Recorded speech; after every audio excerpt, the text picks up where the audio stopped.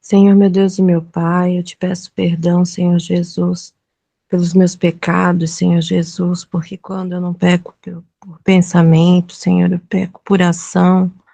Quando eu não peco por ação, Senhor, eu peco por atitude, Pai. Mas eu peço, Senhor Jesus, o teu conserto, pela tua misericórdia, pelo teu imenso amor, Pai, para que eu possa entrar na tua presença, Pai.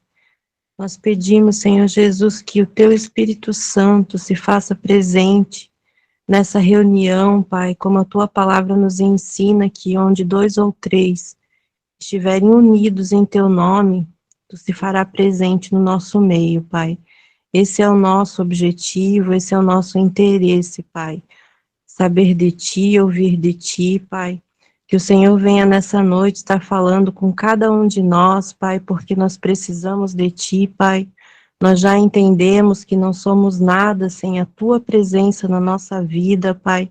Por isso, essa noite, Senhor, toca, Senhor, com a tua mão poderosa, aquele que vem trazer a tua palavra, o teu servo, Pai, que ele possa trazer uma palavra vindo do trono do Senhor, para nos edificar, para nos fortalecer, para que nós estejamos, Senhor Jesus, mais próximo de Ti, que nós estejamos fortalecidos, Senhor Jesus, pela Tua presença nas nossas vidas, Pai. Que o Teu nome venha a ser engrandecido, que nós venhamos, Senhor, a nos sentir cada vez mais fortalecidos na Tua presença, Pai. Abençoa cada um dos meus irmãos que está aqui presente, Pai. Que nós possamos, Senhor Jesus, nos alegrar, Senhor, na Tua presença, Pai. Nós possamos sair daqui renovados, porque ouvimos a Tua voz, porque sentimos a Tua presença, Pai. Por isso eu oro no nome santo de Jesus. Amém. Amém. Como bem disse a nossa irmã, a reunião ela é em torno do poder e, e da ação do nosso Senhor em nossas vidas. Nós fomos chamados, nós somos comissionados a testemunhar, a trazer testemunho, segundo João, o evangelista, o apóstolo mais amado, no seu capítulo 15, no seu último verso 27. E antes de passar a palavra ao irmão que vai trazer o testemunho de hoje, é preciso trazer um esclarecimento, queridos. Quando vem alguém trazer testemunho e a gente acha que isso edifica muito o povo de Deus, é preciso a gente ter com clareza de que o testemunho ele é sobre a ação de Deus na vida daquela pessoa, né? Ele é sobre o poder de transformação, de realização na vida daquela pessoa. E eu peço aos irmãos que os irmãos fiquem atentos ao processo. Porque o que acontece? As pessoas, elas veem, ouvem aquele testemunho e elas fixam a sua ideia, o seu pensamento, direcionam o seu coração ao resultado. E que, na realidade, o que nós temos que estar bastante atentos é ao processo. Nós não podemos desprezar o processo achando que o resultado irá chegar, né? O mais importante é todo o processo. E esse processo, queridos, ele está ligado ao aspecto do relacionamento com Deus. Ele está ligado ao aspecto do ensinamento, ele está ligado ao aspecto do arrependimento, ele está ligado ao aspecto do perdão. Então, fiquem bastante atentos. Eu não conheço o testemunho do irmão que vai nos trazer essa noite, mas eu peço aos irmãos que fiquem atentos ao processo, porque sem esse processo, queridos, o resultado não chega. Além do mais, o Senhor trata com cada um de nós de forma distinta. Nós somos, aos olhos do Senhor, seres singulares, né? Aos olhos do Senhor, Ele trata conosco de forma particular. Muito embora a gente encontre, a gente se identifique no testemunho das pessoas que aqui vêm, mas o tratar de Deus com aquela pessoa é um. E aí você pode me dizer, se o senhor está falando isso, então por que o testemunho? O testemunho é para fortalecer a nossa fé, de que Deus faz, de que Deus honra as suas promessas, de que Deus nos ama, apesar dos nossos pecados, das nossas falhas, como bem orou nossa irmã Márcia. Então, o testemunho, ele serve para isso. O testemunho, ele é a respeito de Deus. Teve uma irmã que trouxe um testemunho aqui, nesse dia eu estava participando, e uma coisa linda que ela falou foi: o testemunho não é sobre mim, né? O testemunho é sobre Deus. Embora eu vinha contar a minha história, eu vinha trazer detalhes da minha história, mas o testemunho será sempre sobre Deus. O comissionamento do qual nós participamos, do qual nós fomos chamados, é a respeito de Deus, da obra de Deus. E esse agir de Deus, ele tem um processo de tempo, um processo, às vezes, de um arrependimento, um processo... quando eu não estou aqui ouvindo os testemunhos, eu fico ouvindo quando minha esposa vai editar para poder colocar no canal, né? E eu fico muito atento à questão do processo. Eu fico me perguntando, poxa, será que os irmãos estão olhando para o processo? Porque nós somos a geração que nós queremos as coisas prontas, né? Nós somos a geração micro-ondas, aquela geração que vai lá, põe 33 segundos e eu quero o resultado. Mas o processo, né? Nós somos a geração controle remoto, a gente quer ali mudar rápido. Nós somos a geração 5G, né, que quer cada vez mais velocidade. Mas, queridos, esse processo de restauração não funciona assim. Até mesmo porque essas regras não são os homens que fazem, né? Essas regras, esses ditames, eles são postos pelo nosso Senhor. Ele é soberano, né? A soberania de Deus, ela precisa ser observada, inclusive, nisso. É por isso que o processo de alguns, o deserto de alguns dura 2 anos, de outro 3 anos, de outro 4, de outros 5, de outros 7, porque quem decide isso é Deus. Mas existe um processo. Em todas essas histórias, em todos esses testemunhos, existe um processo. Então eu quero... A minha esposa mandando mensagem aqui, lembrando de gravar, já está sendo gravado. Eu quero, depois dessas curtas palavras, né, de pedir que a gente fique atento a esse processo e do agir de Deus, convidar o irmão Robson, né, que vai trazer o testemunho hoje. O irmão já está conosco na sala. Opa, meu irmão, graça e paz. Paz. O irmão fala de que cidade, meu irmão? Eu falo da cidade de Campina Grande, na Paraíba. Campina Grande. Eu tenho excelentes memórias da sua cidade. Eu fui participar de uma conferência chamada... Consciência Cristã. Consciência Cristã. E eu tive a alegria, eu creio que foi em 2014 ou 15, de ouvir o pastor Paul Washer na sua participação. Para quem não conhece, irmãos, essa conferência é magnífica. A maior conferência do Brasil, né? Brasil. E é uma conferência com ênfase. Por quê? Porque não tem essas atrações gospel, é palavra. E eu digo uma coisa para vocês, queridos. Uma das coisas mais lindas que eu vi foi a conferência dividida em diversos eventos, mas na primeira pregação do pastor Paul Washer, até em cima do local onde foi montado o púlpito, tinham crianças sentadas. No ano em que eu participei, se não me falha a memória, o irmão pode me corrigir, mas era o espaço para 12 mil pessoas, se não me falha a memória. É um parque onde é realizado... Do povo. Isso, exatamente, né? Então, gostei muito da sua cidade, principalmente à noite, um clima muito agradável, uma culinária espetacular, né? E nessa oportunidade que eu tive de ouvir, assim, palavras que balançaram a gente, e muito mesmo. Meu irmão, seja bem-vindo, né? Eu não, como eu falei no início, eu não conheço a história do irmão, né?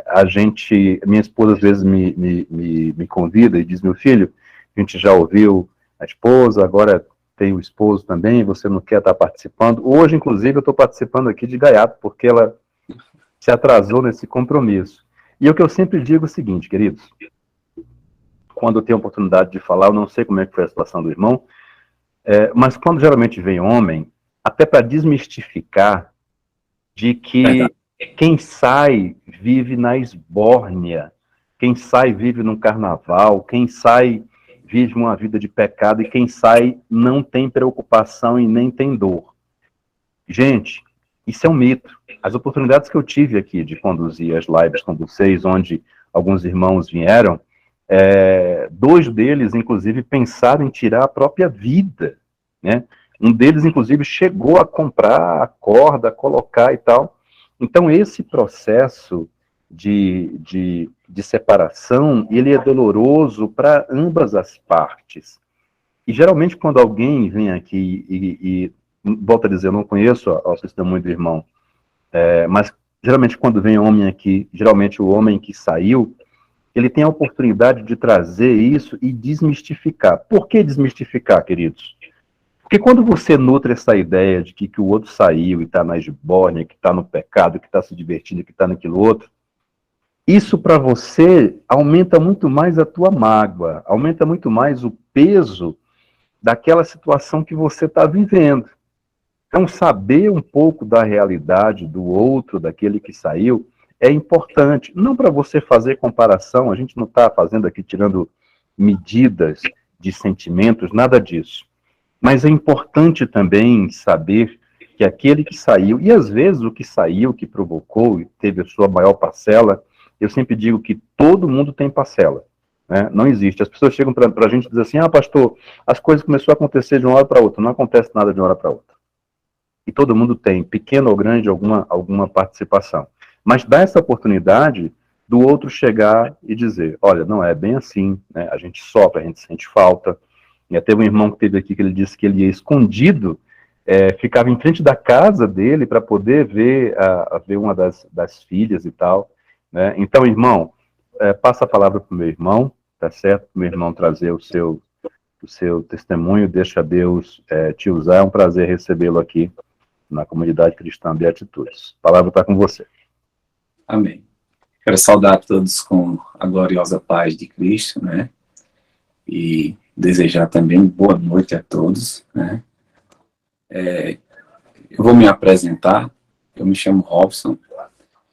Como já falei, moro em Campina Grande, né? O meu processo, no meu caso, a minha esposa que me deixou, né? No ano de 2019, né? Finalzinho do ano, né? Faltando praticamente 20 dias para terminar o mês de novembro, ela me deixou, né? E aí, amados irmãos, quem passou pelo deserto e quem está no deserto sabe quando chega essa situação, esse momento. Quando chega esse momento em que o outro diz, acabou, eu vou procurar ser feliz, viva a sua vida que eu vou viver a minha. É praticamente como se você estivesse levando um tiro, né? Porque dói, a dor, eu não tenho palavras para caracterizar a dor, né, naquele momento. Mas eu posso dizer a vocês que Deus, ele não escreve certo por linha torta, mas Deus, ele permeia por todos os territórios, consertando e alinhando todas as linhas, né? Bom não é você entrar dentro do deserto, você ser largado pela sua esposa, sua companheira, ou seu esposo. Isso não é bom. Mas hoje eu digo que foi necessário. Porque, como o amado irmão tinha falado, a culpa, eu não gosto de falar culpa, eu gosto de falar, me relacionar a demandas. Sempre existe demandas dos dois lados, né? Por quê? Porque, não, fulano de tal é culpado, você só faz o que você quer. Não é assim. Existe, todas as pessoas, elas têm tem seus defeitos. E, basicamente, há um que sempre excede. Sempre excede. Há um que sempre está mais, menos suscetível a baixar a cabeça, a retomar, a reconciliar. Sempre há um que é basicamente mais duro de coração, né? Então, vamos lá. Hoje eu estou com 22 anos de casado, né? 22 anos é uma vida. Então, nosso casamento, ele basicamente já começou conturbado. Havia uma rejeição da parte da mãe dela em ela casar comigo. E aí eu já entrei praticamente com o pé esquerdo, né? Você entrar numa relação com a sogra sendo sua inimiga, basicamente é triste uma coisa dessa. Mas tudo bem, casamos e os primeiros anos foi uma maravilha, né? Uma maravilha. Mas aí, após o nosso filho nascer, o que é que acontece? Começa alguns desencontros, né? Um quer uma coisa, outro quer outra. Eu, como o responsável pela família, às vezes pedia alguma coisa e ela dizia que não tinha obrigação de fazer, vá lá mesmo, você mesmo e faça. E não que eu não fizesse, mas aquilo machuca, né? E as coisas não foram melhorando, foram piorando, a chegar ao ponto de não haver mais diálogo. Não havia mais diálogo. Ela fazia o que ela queria, eu fazia o que eu queria. E nesse momento, eu me perdi, né? Eu me perdi. Eu comecei a beber, eu comecei a sair para as festas, né? Comecei a fazer... a minha vida praticamente virou de água abaixo, né? E nesse ponto aí eu comecei a errar. Por quê? Porque eu chegava em casa, eu não me sentia feliz, não sentia um acolhimento da minha família, e eu ia buscar essa felicidade, muito jovem, ia buscar essa felicidade no mundo, né? E isso acontece todos os dias, ainda hoje. O jovem ele tem a triste ilusão de que se ele tem amigos e lá no mundo esses amigos vão lhe oferecer alguma satisfação na vida. Então, o que ocorreu basicamente foi o seguinte: eu comecei a ir, né, sair e chegar no outro dia, e isso foi incomodando ela até chegar a um ponto que ela deu basta, né? Essa foi a primeira vez que ela me deixou, em 2010. E de lá para cá, nós passamos 6 meses separados, né? Houve um processo de reconciliação e de conscientização da minha parte. Eu não conscientizei as coisas que havia excesso. E a gente voltou. E depois começaram a acontecer, passamos alguns anos novamente muito bem, e depois começou novamente aquela situação se repetir. E chegou no momento que ela basicamente foi embora em 2019. Então, qual é a moral da história? A moral da história é que em algum momento nós nos perdemos. Quando você acha que Deus está tratando com o seu marido, ou com a sua esposa, sim, Deus trata com cada um individualmente. Mas Deus, primeiro está tratando de você. Você está no deserto? Deus, não colocou você no deserto para tratar do teu marido. Ele colocou para tratar você. Esse território deve ser limpo, né? Esse território, essa casa, né, ela tem que ser limpa, né? E quando eu digo limpo, não é você estar na igreja de manhã até de noite, todos os dias do mês, o ano inteiro, não. Limpo é você estar limpo com Deus, nas suas ações, nas suas atitudes, no seu pensamento, né?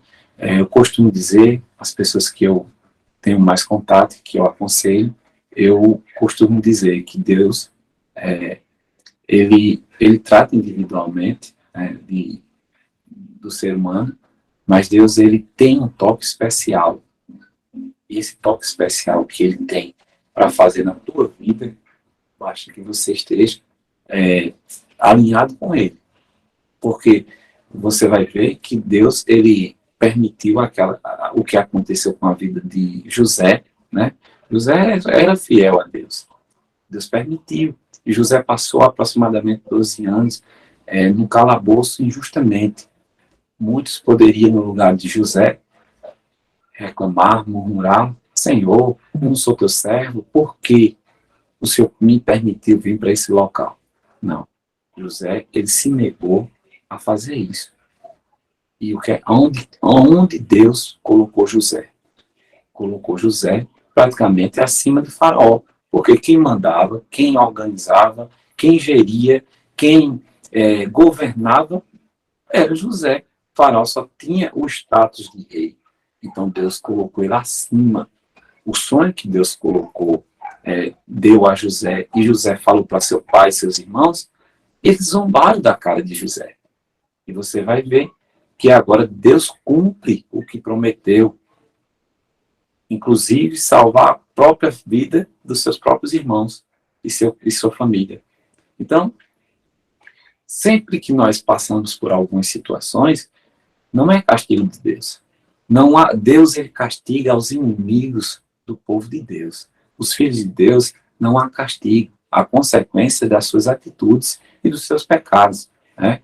Deus, ele, quando se irrita com seus filhos, ele permite que os inimigos o ataquem, ele permite que os inimigos façam o que fizeram com o povo na Babilônia, né?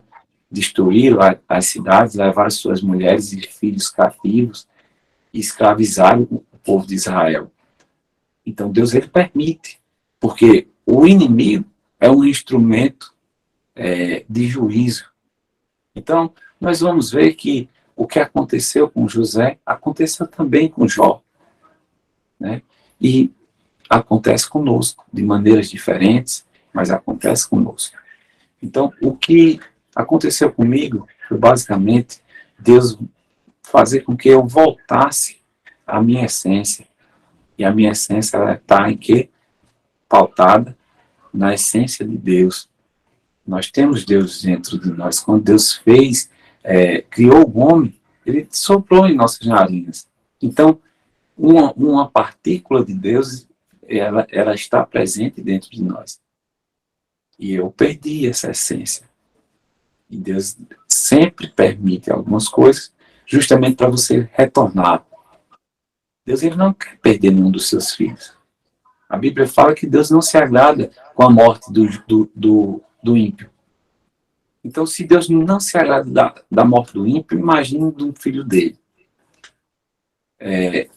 Essa situação, Deus havia me dado muitos livramentos, né? Eu sofri vários acidentes de moto, eu sofri algumas facadas por alguns bandidos, né? Isso tudo vivendo juntamente com a minha esposa. Eu coloquei eu empreendi, né, como diz, em alguns ramos e dava muito certo, super certo, e depois eu quebrava, né? Comecei coloquei uma lan house e era muito bom, ganhava um dinheiro até significativo, não tinha tanto prejuízo, né?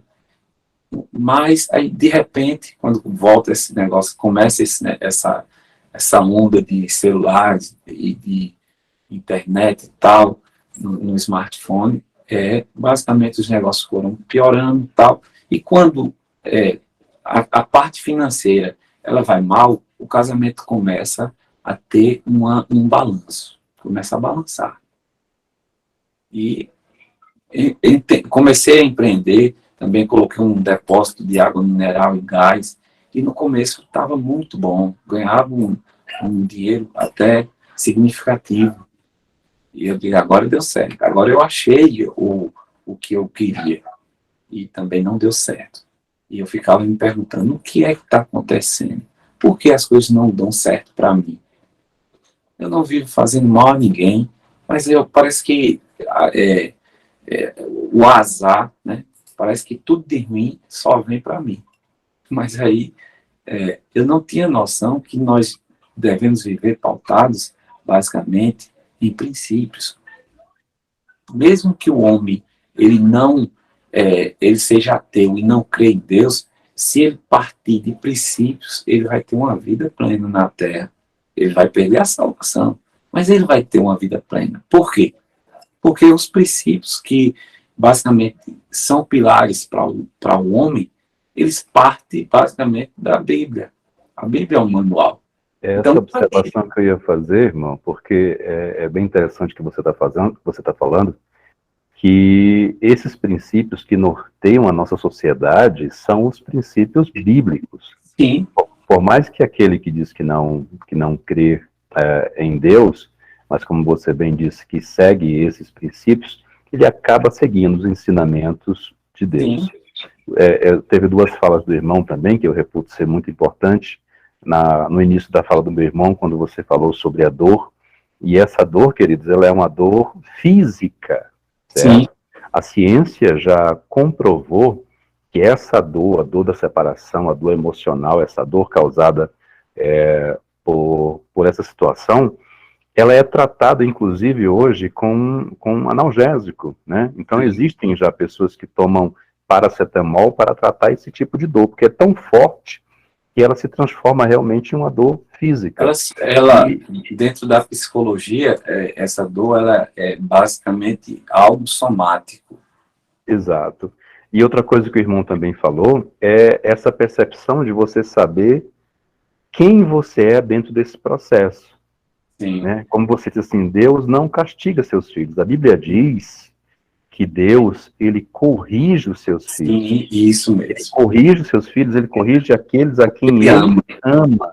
Isso. E ele vai mais adiante. A palavra de Deus diz que se nós não recebermos essa correção de Deus, talvez nós não sejamos filhos, sejamos bastardos.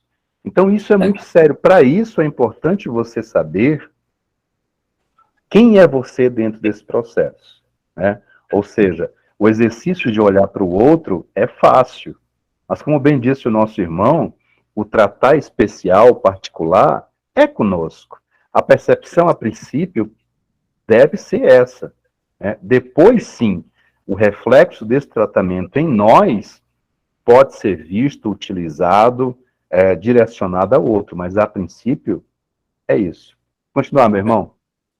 Então, eu comecei a perceber, a partir da separação, que lá em Deuteronômio diz que as bênçãos do Senhor ela acompanha os fiéis, aqueles que seguem seus mandamentos, seus estatutos, e é fiel a Deus. Então, você não precisa, basicamente, correr atrás das bênçãos ou ficar orando, jejuando e fazendo campanhas para que Deus mude o teu marido. Não, você tem que orar a Deus para que Deus faça a obra, mas você não precisa estar se matando. Deus ele vai fazer. Você precisa, basicamente, enxergar o que precisa ser feito na sua vida. Você não pode, de maneira nenhuma, interferir na vida do outro dessa maneira. A gente vê esse exemplo no trecho em que o Senaqueribe ameaça Ezequias e manda um dos seus mensageiros fazer ameaças aterrorizantes. E aquele homem de Deus, basicamente, ele tinha o segredo, a intimidade com Deus, ele sabia tocar no coração de Deus e amolecer.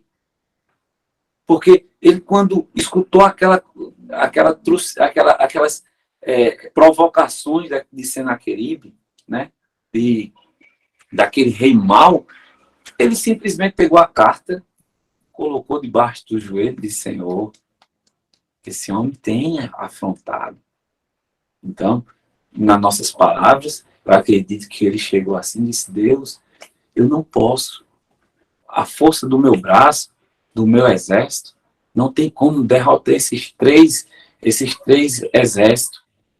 Então, é contigo, Senhor. E você vai ver que começaram uma guerra frenética entre eles, inclusive o próprio afrontador foi morto por seus soldados. Então veja o poder que Deus tem.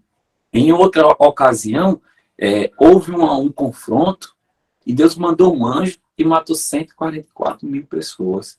Então Deus, ele escuta a tua oração, mas depende de como você está orando. Às vezes a gente vai fazer uma oração para Deus e a gente está querendo pedir um carro. E nessa oração, o camarada pede, Senhor, eu quero um carro. Senhor, abençoa meu marido. Senhor, vai lá e liberta meu marido. Senhor, eu quero que o Senhor abra uma nova porta de emprego. Deus, ele não quer confusão, não quer que misture as coisas. Você tem que ser autêntico. Deus quer precisão. Deus quer que você peça algo com detalhes, né? Essa oração é a que Deus escuta. Você, quando for orar, foque num ponto específico e peça a Deus aquilo, né? Se você estiver orando de maneira que você não sabe o que pedir, peça sabedoria a Deus, que Ele dá, né? A Bíblia diz, o provérbio diz, que o princípio da sabedoria é o temor a Deus. O temor a Deus você já tem. Você já deu o primeiro passo. Então, sempre que nós formos orar a Deus, temos que pedir algo específico. Então, você quer outras coisas? Amanhã você ora por aquilo, por outras coisas. Mas se você quer algo específico hoje, ore ao Senhor, especificando aquilo hoje, com minúcias de detalhe, com presteza, porque Deus se agrada quando você se abre, quando você abre o seu coração. Né? A gente vai ver com Ezequiel novamente, lá na hora que Deus manda que Isaías vá até o palácio. Ele diz assim, diz a ele que essa enfermidade é para a morte. E quando ele fala, basicamente, Ezequias, ele treme as bases. Só que ele tinha a habilidade de comover Deus. E é impressionante que ele virou o rosto, a Bíblia não diz o que ele orou, virou o rosto para o canto da parede e falou com Deus, murmurou algumas palavras. E o Senhor, antes que Isaías saísse no pátio do palácio, atravessasse o pátio, Deus mandou que Isaías voltasse e dissesse a ele, olha, Deus manda te dizer que eu estou te dando 15 anos de vida. Aí a gente vai ver, a história decorre e uma coisa acontece. Deus permitiu, mas talvez Ezequias tenha se arrependido de pedir a Deus. Isso é uma reflexão minha, ter pedido para não morrer. Porque o seu sucessor, né, foi o pior rei de Israel. O pior rei de Israel. Fez tudo que Deus abominava. Criou estátuas, inclusive sacrificava crianças. Então, veja se Ezequias não se arrependeu. Um homem que tinha uma ligação direta com Deus, talvez tenha se arrependido de ter pedido a Deus para viver mais. Porque nesse período que Deus deu a mais a ele, ele teve um filho, e esse filho foi o pior rei de Israel. Né? Então, esse processo que eu passei, quando chegou no ano de 2000, no mês de dezembro, foi basicamente o pior mês da minha vida. Né? Em janeiro, eu já estava um pouquinho assim, meio lá, meio cá, mas o Senhor começou a me levantar. Né? E um dia, eu lembro que eu ajeitei a casa, né, arrumei a casa, estava sozinho, arrumei a casa, escutando louvores, e alegre, né? E quando for 18 horas eu vou para a igreja, e quando eu vou esquecer um pouco dos problemas, porque quando a gente está na presença de Deus, a gente basicamente se esvazia de toda a angústia. Só que quando eu coloco a moto para fora, que eu vou fechar o portão, deu praticamente a chuva do dilúvio. Do nada, de repente, assim. Ó. E antes que eu colocasse a moto para dentro novamente, eu me molhei todinho. E bateu uma angústia em mim, um desespero, né? E eu comecei a chorar. Senhor, na hora que eu ia para tua casa te cultuar, acontece isso, não tinha nenhuma nuvem no céu, e aconteceu isso. E aquilo deu uma tristeza muito grande. Aí, aquele menino, aquela criança que teve uma repreensão do pai, e o pai não bateu, mas ele se sentiu comovido, né? Se sentiu triste. Aí ele fica chorando que soluça. Eu me vi naquela situação. Eu cheguei nesse quarto aqui, dobrei os meus joelhos. Na realidade, eu nem dobrei os joelhos, eu me deitei no chão de todo jeito. Eu chorava. E eu lembro que eu falava, Senhor, me mostra onde eu estou errando. Eu sei que hoje essa chuva foi uma providência sua. Eu sei que o Senhor tem poder para tudo. E o Senhor não queria que eu fosse para a igreja. Então, essa noite, esse momento, eu vou conversar com o Senhor. Eu não quero levantar daqui sem saber o que aconteceu comigo até hoje. E foi interessante que eu conversei com o Senhor e quando eu olho na brecha da janela, já estava claro. Eu digo, não acredito que já está de dia, não. E eu comecei a dizer, Senhor, a minha esposa fez isso e isso. Eu queria que o Senhor colocasse outra pessoa na minha vida, porque eu não aguento mais. E aí o Senhor, ele deu um choque de realidade. Né? A primeira impressão, eu pensava que eu estava certo. E quem estava errado era ela. E eu comecei a pedir ao Senhor que Ele me mostrasse como eu saí daquilo, como eu me erguei novamente. E o Senhor disse, não, espera um pouco, eu vou te mostrar agora o problema, o que aconteceu e de onde vem tudo isso, de onde começou tudo isso.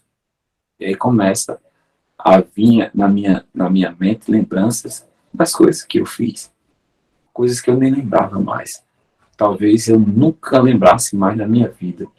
E eu comecei a vir flashes, um atrás do outro. E, de repente, eu me senti envergonhado. Realmente, uma mulher não queria jamais viver do lado de uma pessoa como eu. Ela fez a escolha correta. Hoje eu estou me sentindo um fracassado, um inútil, um imundo, em saber que eu fiz tudo isso. Eu estou culpando ela porque ela me deixou. Se eu estivesse no lugar dela, será que eu queria continuar com uma pessoa, um ser humano dessa qualidade? E aquilo doeu, porque aí eu comecei a entender que do outro lado também há um sofrimento. E às vezes a boca não fala, mas as expressões, né, elas são sentidas. E você se acovarda ou você não quer resolver. E isso vai causando um desgaste natural na relação. Né? O amor, ele não se acaba, ele esfria. Quem disser que o amor acaba, está mentindo. A Bíblia não fala em canto nenhum que o amor acabou. E mesmo depois que uma pessoa morre, você não deixa de amá-la. O amor esfria. Porque o amor é algo que deve ser cultivado constantemente. Então, se não é cultivado, não tem um estímulo. Se não é estimulado, a pessoa, basicamente, ele recolhe, se retrai. Né? Então, o que aconteceu? Eu vi onde eu errei. E que era necessário, basicamente, aquilo, para que eu tivesse esse choque de realidade. Para que eu começasse a perceber que eu também errei. Porque na minha cabeça e na cabeça de todos, né, inclusive da família dela, errada era ela que tinha deixado a casa. Né? Ela não me deixou por conta de traição, por essas coisas, não. Ela me deixou porque ela também tinha as suas complexidades e não sabia lidar com a minha. Então, esse choque, né, essa quebra de braço, ela não vai dar certo. Vai chegar um momento que um dos dois, eles vão, basicamente, embora. Um dos dois vai tomar a decisão de ir embora, né? E aconteceu isso com ela. Só que aí, nessa noite, eu disse, olha, Senhor, agora eu já sei o que aconteceu, né? Partiu dos dois, foi culpa dos dois, eu vou colocar um ponto final nessa história, né? E mesmo quando o Senhor trouxer ela de volta, que eu creio que o Senhor vai trazer, eu nunca vou tocar nesses assuntos passados. Nunca vou tocar porque ela me deixou, qual foi o motivo, eu não vou fazer isso. Eu vou aceitá-la exatamente do jeito que aquele pai pródigo, de braços abertos, se necessário for, eu faço mais um banquete. Por quê? Porque aquele que está ferido, que está machucado, a última coisa que ele quer é que você lance no rosto dele, né, ou dela, todos os seus erros e suas culpas. Eles não querem. Eles não conseguem digerir isso. Talvez você piore totalmente a situação se fizer isso. Mas aí eu disse, não, eu vou abrir as portas e eu vou dar o meu melhor. Mas tem mais uma coisa, Senhor. Dessa vez eu já tenho 2 anos e 8 meses que eu estou desempregado. E as portas se fecharam. E eu creio que foi o Senhor que fechou. Porque de nenhuma outra forma eu não teria feito novamente a aliança contigo. Eu não teria voltado à essência, ao primeiro amor. Então, eu quero que o Senhor, eu te peço que o Senhor abra uma porta de emprego para mim. E aí é onde está a questão de você pedir as coisas a Deus, cuidado com o que você pede. Lembra o que eu disse? Quando você for orar, especifique a Deus o que você quer. Seja claro, porque Deus, ele dá, certo? E às vezes a gente quando recebe, Senhor, eu não estou gostando disso. Senhor, eu queria que o Senhor me desse desse jeito, eu recebi desse. Você não especificou. Como é que você quer uma coisa se você não conta os detalhes do que você quer? Você vai comprar uma coisa, vai comprar um carro, você já tem na sua mente qual carro que você quer, a cor, né? O ano. Então você chega para o vendedor e fala, e o vendedor traz exatamente o que você quer. E por que quando você vai orar, você não faz a mesma coisa com Deus? Deus, ele sabe o que você precisa, mas ele vai te dar para mostrar que ele tem poder. Ele vai te dar da forma que você pediu. Você pediu de todo jeito, então ele vai te dar. Você não quer? O importante não é receber a bênção, mas você poderia receber uma bênção com presteza, uma bênção aprimorada. Mas você não soube pedir, né? Então eu pedi ao Senhor um emprego. E olha a minha inocência. Senhor, se o Senhor arrumar um emprego para lavar banheiro, eu vou, porque o que eu preciso é sair dessa situação, pagar minhas dívidas e ter meu dinheiro. Inclusive, ela já está pedindo pensão. E o Senhor, no outro dia, tocou no coração de um amigo meu, e ele ligou para mim e disse, lá na empresa onde a minha esposa trabalha, está precisando de uma pessoa lá para trabalhar na produção. Eu sei que tu tem qualificação, tu tem profissões, outras profissões, o salário é pouco, mas tem de onde que está me inquietando isso. Eu vim te oferecer, se tu quiser, né? Se tu não quiser, não tem problema não. Disse o quê? Eu lembrei logo que eu tinha feito a oração ao Senhor, em menos de 24 horas o Senhor já tinha respondido a minha oração. Eu disse, isso foi o Senhor, porque eu coloquei currículo em muitas empresas, e aqui em Campina Grande, vocês não têm noção, aqui é um polo industrial. Aqui tem muitas indústrias, tem muitas fábricas, tem muita... o comércio daqui é muito movimentado, é uma cidade à frente de muitas capitais, apesar de não ser capital, mas é uma cidade muito desenvolvida, né? E eu tenho um conhecimento muito grande. Eu nunca passei mais de 7 meses desempregado, né? Mas o Senhor tinha fechado a porta. Ele fechou justamente para que eu voltasse onde eu estava indo, para onde eu estava indo. Eu já estava no fundo do poço e cada dia mais eu estava me afundando. E precisava que o Senhor tirasse tudo, tudo, tudo, como foi retirado da vida de Jó. Eu não tinha minha família, que era a coisa que eu mais amava. Eu não tinha minha esposa. Eu não tinha um emprego. Meus amigos foram embora. Agora eu estou sozinho, endividado e sem ter condições de pagar minhas dívidas. Sem ter condições nem, ao menos, de comprar o que comer. Né?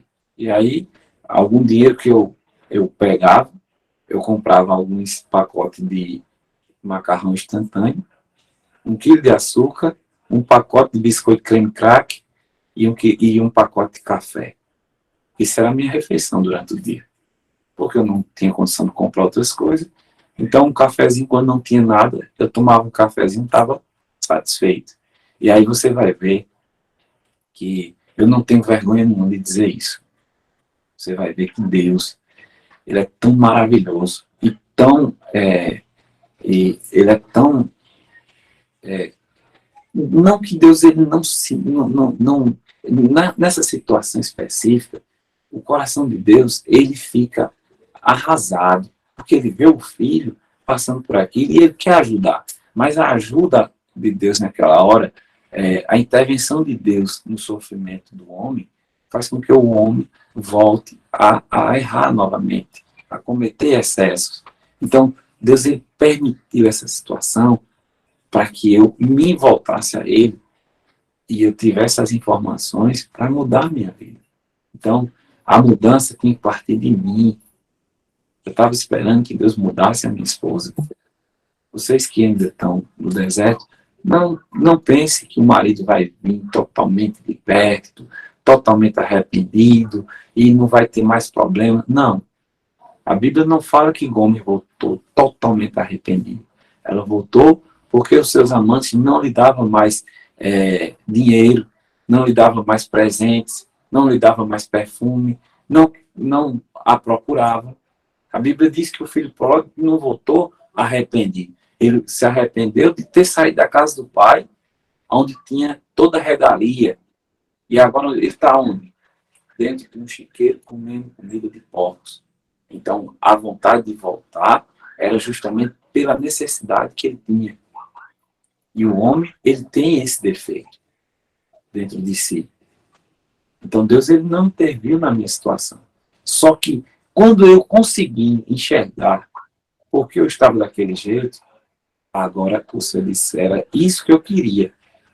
Eu queria que você fizesse uma reflexão e entendesse que os processos precisam seguir princípios. E quando não são os princípios não são seguidos, há um desequilíbrio. E a tua vida estava desequilibrada justamente por sua própria culpa. Primeiramente, independente da sua esposa tá certa ou tá errada, você é o cabeça da casa. Quem tem que conduzir é você. Quem tem que dar o exemplo é você. Então, você não deve colocar a culpa em ninguém, fazer a transferência. Não.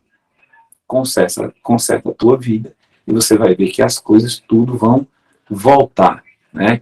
Vão se alinhar. O vento, ele vai soprar, mas quando a ventania e a tempestade passar, tudo vai voltar ao lugar. E aí, a partir do momento que eu comecei a trabalhar, né, Deus, ele fez algo tremendo. Veio na minha mente, né, eu vou voltar a estudar. Eu tinha terminado o ensino médio no ano de 2018 e eu já tinha um desejo de fazer um concurso público e trabalhar, ter uma estabilidade. E precisava terminar o meu ensino médio que eu não tinha. Eu terminei. Só que eu não fui muito bem na redação do Enem por conta de questão de explicações mesmo da pessoa que estava a pessoa que estava aplicando os testes, né? E aí eu também não tinha informação nenhuma exterior, fui mal na redação e zerou a minha redação.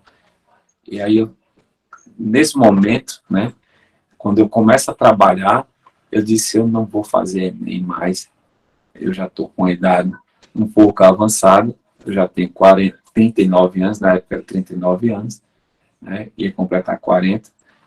E aí, se eu for ficar fazendo Enem, aí vou procrastinando, vou perdendo tempo. Eu vou fazer o seguinte, eu vou fazer um orçamento de quanto eu estou devendo, até que mês eu vou ficar devendo, vou pagar minhas contas, né? Para quem tinha só um pacote de biscoito, creme crack, e 1 quilo de açúcar, um pacote de café, né? E um macarrão instantâneo, eu posso comprar uns quilos de alguma coisa, e somente eu em casa eu vou me virar. E vou pagar minhas dívidas, que as dívidas é basicamente no cartão de crédito, vou pagar minhas dívidas, e assim que eu tiver estabilidade, eu vou entrar na faculdade e vou pagar essa faculdade. E aí o que é que acontece?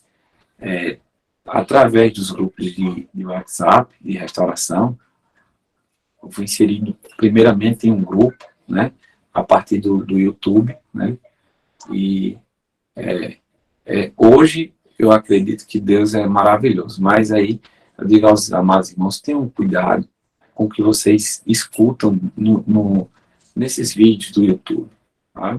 Porque há uns excessos e há coisas que é inconcebível.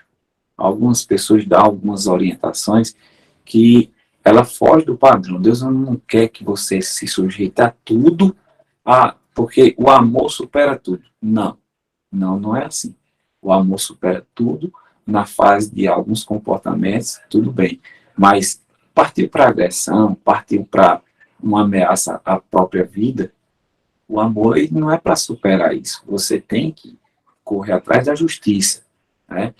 Uma mulher que vive sofrendo constantes agressões e sofrendo risco de morte, seu marido vive batendo, ameaçando, procura a justiça. Sabe por quê? Porque Deus ele constituiu as autoridades para isso, entendeu? E hoje eu vejo muito bem isso. Hoje eu estou na área de psicologia e eu vejo que é um perigo muito grande. Quem está de fora não percebe, mas as demandas que chegam até os profissionais, às vezes você fica de boca aberta. E às vezes a vítima, ela chega a dizer, mas ele só bateu em mim por minha culpa. Eu deveria não ter feito isso. Não tem nenhuma justificativa o camarada agredir psicologicamente, verbalmente ou fisicamente. Não há justificativa, entendeu? Foi o diabo. O diabo ele só faz algo se você der lugar, certo? Então a gente tem que ter consciência e não espiritualizar todas as coisas. Então eu, basicamente, consegui, e isso é uma história muito maravilhosa, como Deus fez, como eu entrei na faculdade, né? É um curso caro, basicamente o meu salário não dava para pagar a faculdade, mas Deus ele tem um toque especial, e quando ele quer abençoar o filho dele, ele abençoa, né? No mês de fevereiro, eu fui em uma igreja a convite de um amigo meu, e essa igreja ninguém me conhecia. Inclusive, esse amigo meu, ele me conhece, mas assim, não sabe a minha vida pessoal, não sabia, né? E eu estou lá assistindo o culto, e o pastor, lá, o rapaz que trazia uma mensagem, ele olhou assim e disse, olha, irmão, você dá camisa assim, assim? E eu olhei para trás e realmente era ele. Ele estava apontando para mim. Ele disse, olha, irmão, eu vejo uma vida totalmente destruída, né? A tua vida está de perna para o ar. E eu vejo que a sua alma está muito ferida. Mas eu também vejo que Deus ele está escrevendo uma nova história. Deus está escrevendo uma nova história na sua vida. E as coisas já começaram a acontecer. E Deus me mostra uma cadeira. E a gente, ser humano, tem uma mania, né, de questionar algumas coisas. Aí na minha mente eu disse assim, uma cadeira, qual o sentido de uma cadeira? Cadeira é uma coisa tão simples, eu não dei tanta relevância. Inclusive, ele disse assim, inclusive você está, basicamente, questionando o que é que tem a ver a cadeira com a sua vida.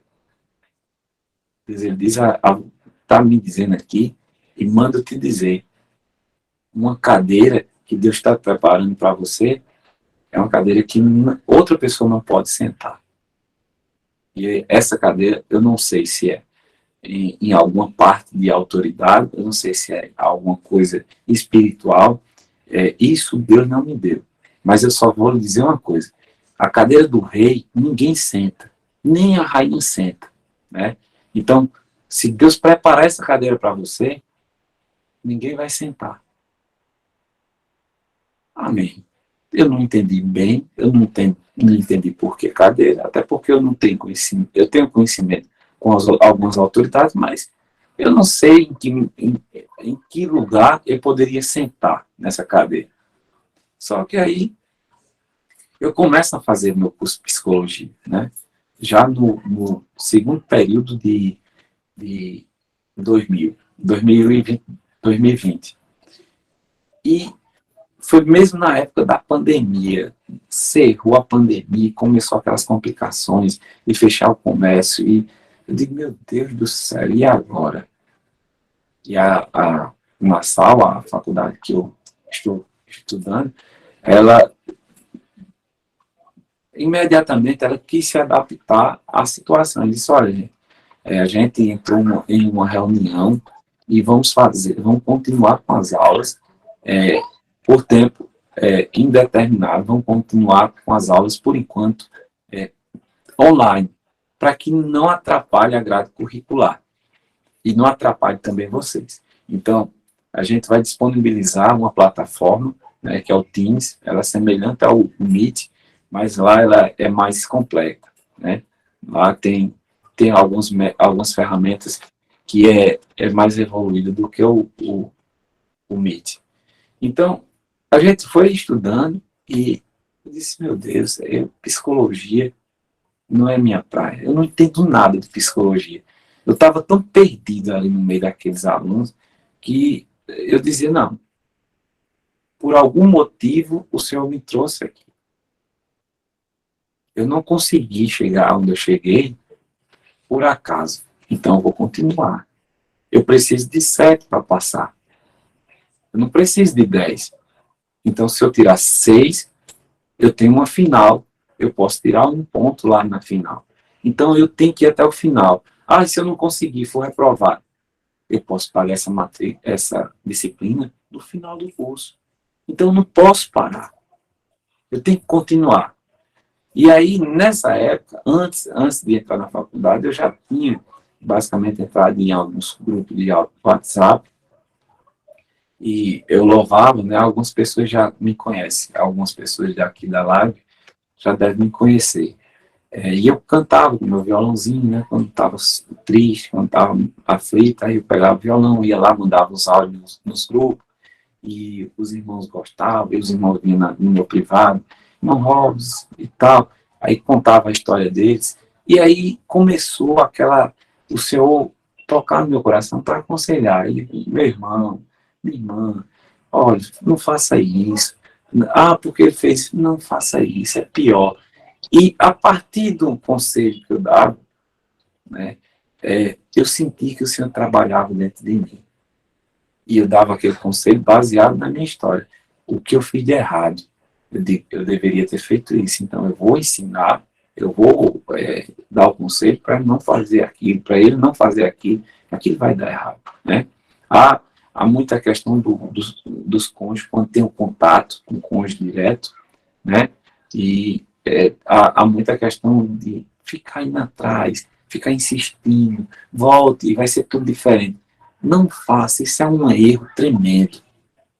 Quando você faz isso, o cônjuge, ele cria um ranço e basicamente joga a autoestima dele lá para cima, diz, a qualidade. Depois que eu saí, que eu fui embora, agora está me valorizando. Não, eu não quero mais, não. E aí, basicamente, alguns, eles pisam mesmo, eles machucam, eles falam coisas que ferem a alma. Então, eu comecei a dar alguns conselhos e eu não sabia que iria tomar uma proporção grande. E daqui a pouco já tinha pessoas de outro país falando comigo, entrando no meu privado pedindo para conversar um pouco. E foi algo assim de uma magnitude que eu não compreendia. Só Deus.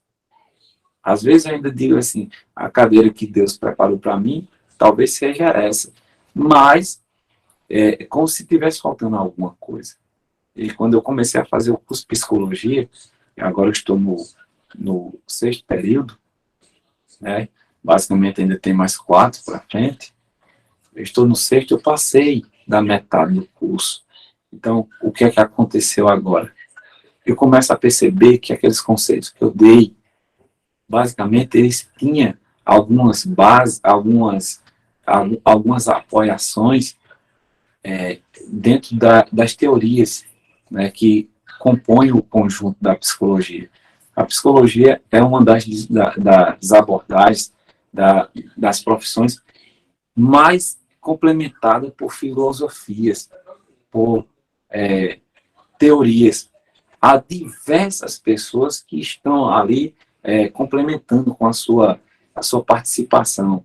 E aqui a gente estuda e os professores dizem, não, porque o teórico tal, ele não está errado, mas essa teoria dele, a fulano de tal fala e ela tem uma aprovação melhor. Cada um daqueles pedacinhos de recortes, eles são juntados e para um paciente em específico, um vai servir para ele e o outro não vai servir. Então, você vai colocar em prática aquilo que serve, que se adapta melhor ao seu paciente. E hoje eu vejo a evolução que Deus ele fez, ele criou na minha vida. Minha família completou, mês passado, completou 2 anos que minha esposa voltou. Eu até hoje não atrasei nenhuma parcela das minhas mensalidades na faculdade. Eu vou para o mercado, eu tenho prazer em dizer isso. Eu faço compras de R$ 1.500 e quando eu venho no Uber, basicamente vem alimento por tudo quanto é canto. Enche a mala, bota alimento no carro, dentro do carro, no banco traseiro. E às vezes eu tenho que ir de moto, porque não dá para ir tudo. E isso é a provisão de Deus. Quando Deus ele tirou o povo do Egito, e o povo estava no meio do deserto, não faltou comida, não faltou alimento, e o povo era bem nutrido por Deus. Todos os dias tinha alimento, em fartura. Quando faltava água, Deus trazia água. Deus ele sempre estava presente, dando a provisão. E hoje eu vejo esse milagre de Deus na minha vida, né? Deus começou a estruturar a minha vida financeira de uma forma que eu não sei, ainda não bate a conta. Eu não sei como é que eu pago 3 mil reais de cartão de crédito, pago minha faculdade e eu recebo um salário inferior a 2 mil reais. É basicamente isso. Você saber administrar no momento que a outra pessoa está um pouco ansiosa, um pouco estressada, não entre com assuntos pesados. Ou então não bata de frente, baixa a cabeça, espere um momento propício e volte, converse naturalmente, uma conversa amigável, sem ofensas, sem resistência, ela basicamente tem um efeito imediato, um efeito positivo, né? Dentro das teorias behavioristas, né, a psicologia tem o Skinner, né, que criou o behaviorismo radical, né, o pai do behaviorismo radical. Existem os condicionadores, condicionamento operante, né? Por que eu estou trazendo essas coisas para vocês? Porque o ser humano, ele basicamente tem estímulos, né? O homem, para pecar, ele precisa de estímulo para pecar. Se ele não tem nenhum estímulo, ele não vai pecar. Adão e Eva, ela só comeu a maçã porque ela foi estimulada pelo diabo, né, pela serpente. Então, quando você entra na área de estímulos, há os condicionadores. Existe o condicionador positivo e o condicionador negativo. Esses condicionadores, segundo a teoria dele, tanto o positivo como o negativo, ele tende a se repetir, a ação se repetir. Você fez algo, foi positivo, você tende a repetir aquilo. Se você fez algo, foi negativo, você talvez tende a repetir. Vou dar um exemplo bem simples. Um filho, você manda ele fazer a tarefa de casa e ele não vai. Não quero. Vá fazer que eu vou lhe dar um chocolate. E ele faz. E aí você vai e gratifica ele com um chocolate. Você usou um reforçador, o chocolate é um reforçador. Você estimulou ele através do chocolate, e aí toda vez que você disser, vá fazer a tarefa, ele vai pensar no chocolate. E ele vai dizer, se eu fizer a tarefa, meu pai vai me dar um chocolate. Então, a ação, ela tende a se repetir. Só que aí, esse reforçador não é positivo, ela é negativo. Porque a criança ela só vai fazer algo se ela ganhar algo em troca. Então, você deu certo o reforçador, você tem que mudar a estratégia e eliminar o reforçador. Por exemplo, ele vai fazer o dever, ele está pensando que vai receber algo em troca. Quando ele terminar, você traz um estímulo através de elogio. Muito bem, meu filho. Você fez a tarefa. Você é muito inteligente. É isso mesmo. Eu estou orgulhoso de você. E você abraça, dá um cheiro. Pai não tem um chocolate, não. Pai não vai lhe dar o chocolate, não. Mas quando for outro dia, pai vai lhe dar outra coisa melhor. Vá fazendo a tarefa. Seja obediente. Você vai ver que você vai lucrar. E aí, em algum momento específico, do nada, você comprou um presente, aquilo que ele queria, que ele lhe pedia, e você criou um reforçador que ele não precisa ser gratificado todos os dias, todas as vezes, entendeu?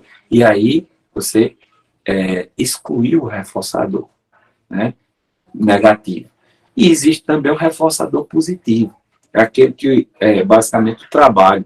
Você vai trabalhar, você não gosta do trabalho, mas o que o que está lhe levando aquilo, estimulando, é o dinheiro.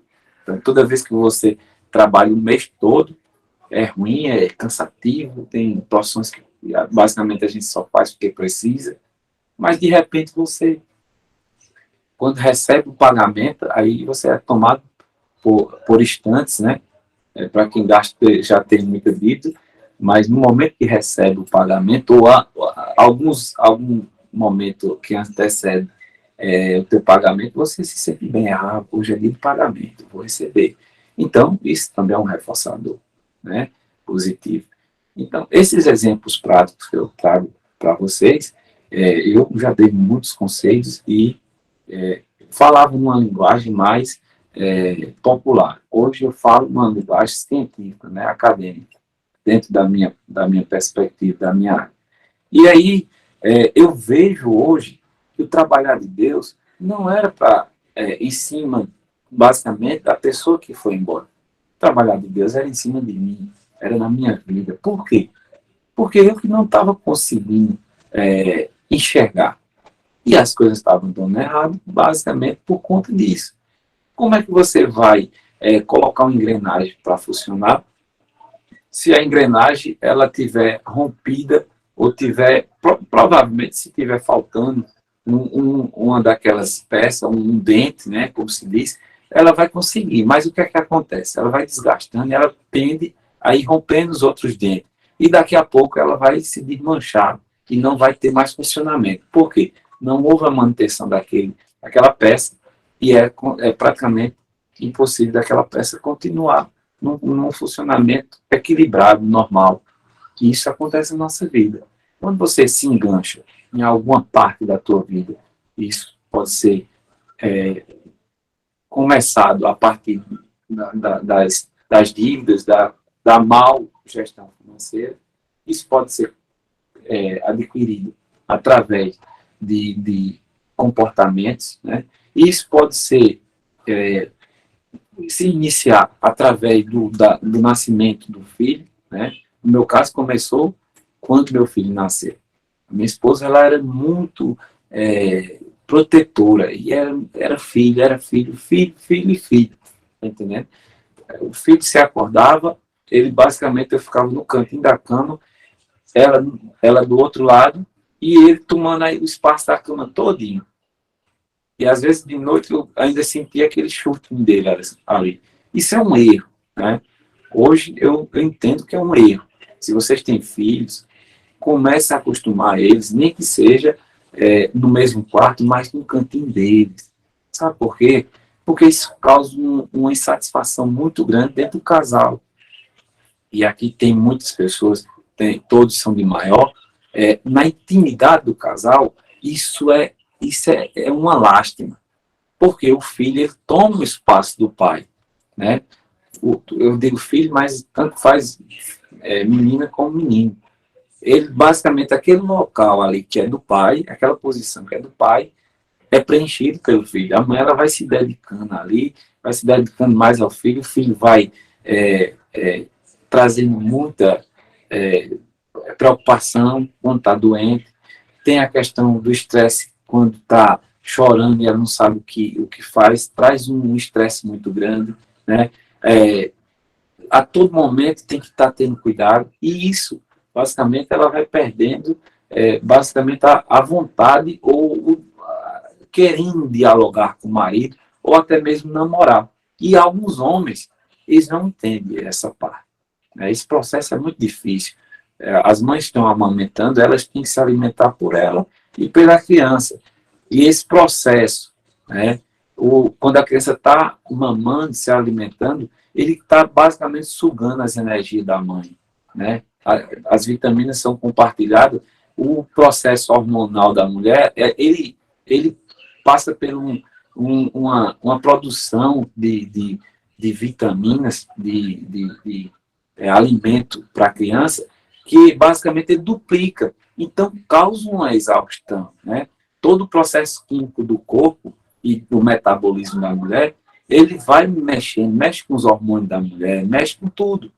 A mulher, às vezes, fica muito sensitiva, né? Por qualquer coisa ela chora, porque ela está no ápice da exaustão mental, né? A pressão psicológica. Algumas começam a desenvolver crise de pânico, né? E isso, nós já abordamos isso na sala de aula, em alguns períodos, e é uma coisa que a gente deve olhar com um olhar bem, principalmente os rapazes que estão assistindo a live, tenham cuidado. A esposa da gente não é um animal ou um objeto. A gente tem que ter um olhar, o processo da mulher. A mulher, ela tem não que ela seja diferente do homem na questão genética. Não, não é isso, né? É que o organismo da mulher, ele trabalha em alguns aspectos diferentes do homem, né? O homem, ele é mais aquela parte motora, né? Que envolve mais força. A mulher, ela é mais sentimental. Tanto que a mulher, ela pensa, né? Antes de fazer alguma coisa, e todas as atividades que precisam de atenção, as mulheres se destacam, porque elas têm mais precisão em detalhes, né? Então, a gente tem que ter um pouco de paciência, né? Mas quando esse processo é observado de ambas as partes, é muito maravilhoso, porque aí vocês começam a se conectar e aí começa um querer fazer algo para agradar o outro, para retribuir, não agradar, retribuir.